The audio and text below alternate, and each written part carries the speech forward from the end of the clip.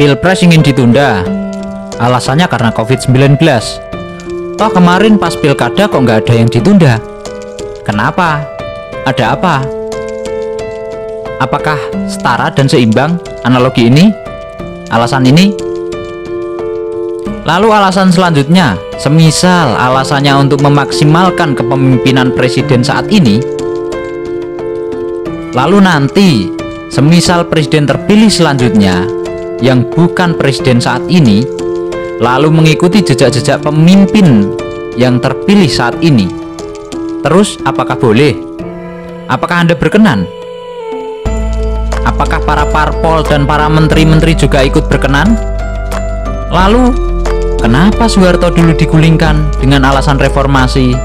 Habibie juga digulingkan, Gus Dur juga. Apakah alasan ini setara dan seimbang untuk dijadikan perpaduan sebagai bentuk komparasi? Atau alasan lainnya bahwa perlu ada zona bernafas untuk setiap jajaran menteri dan presiden karena akibat COVID-19 yang selama ini melanda sudah hampir 2 tahun lamanya, yang membuat pertumbuhan ekonomi jadi hancur lebur. Apakah iya memang karena itu alasannya? Ya, ini semuanya masih spekulatif. Kita sama-sama tidak tahu alasannya apa yang pasti. Ya, mungkin saja presiden berani berkenan berbicara di depan umum, di depan publik, di depan halayak ramai, atau jumpa pers terkait hal ini secara gamblang.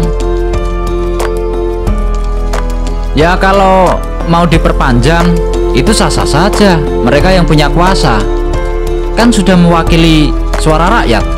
Apalagi suara saya, suara orang kecil seperti saya ngikut-ngikut aja karena kan saya orang kecil, sudah diwakili.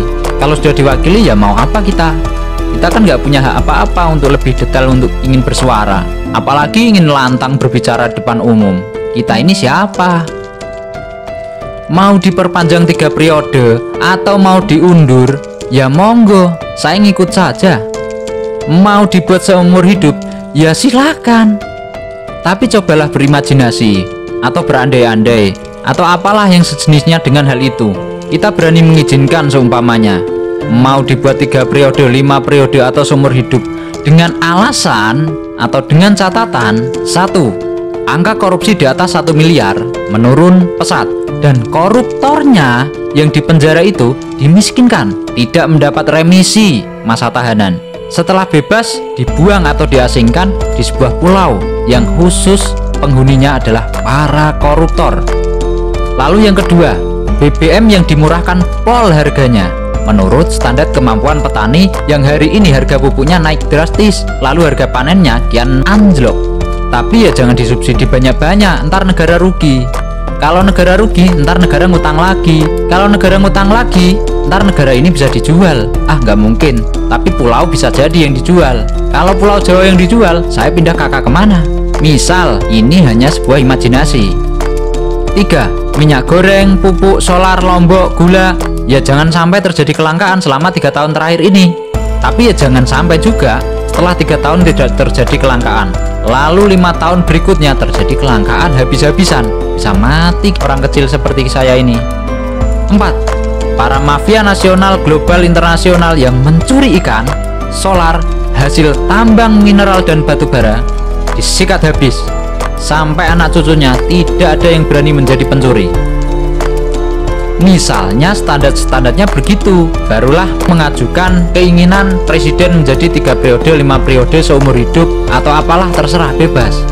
Tapi yang jelas saya hanya orang kecil, saya hanya mewakili diri saya sendiri, bukan orang lain. Karena saya bukan siapa-siapa bagi orang lain, apalagi bagi negara ini, apalagi bagi menteri saya. Sebagai orang Jawa, saya berusaha Jawa nih, ngerteni. Secara etika apapun, saya tetap bakal mengikuti apa yang menjadi wewenang dan menjadi keputusan pemerintah saat ini.